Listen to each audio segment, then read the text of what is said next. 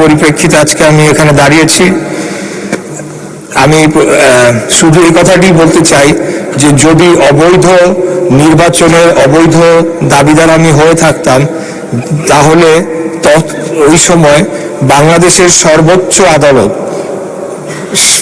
Supreme কোর্টের appeal ডিভিশনের 7 জন বিচারপতির বেঞ্চে আমার রায়টিকে বহাল রাখা হয়েছিল। যেই আদালতের রেফারেন্সের উপরে ভিত্তি করে বিগত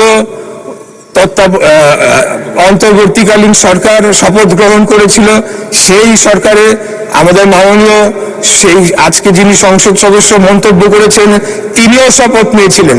তাহলে সবকিছু অবৈধ করে দিতে হবে, বিগত সরকারের সমস্ত কিছুকে অবৈধ ঘোষণা করতে হবে যদি আমাকে যদি বলা হয় যে আমার ওই রায়টি অবৈধ ছিল। কারণ বাংলাদেশের এপেক্স কোর্ট সুপ্রিম কোর্টের অ্যাপিলেট ডিভিশনের 7 জন বিচারপতির বেঞ্চে আমার রায়টিকে বহাল রাখা হয়েছিল। অতএব আমি এটার তীব্র প্রতিবাদ জানিয়ে আমার বক্তব্য শেষ করছি। ধন্যবাদ সবাইকে।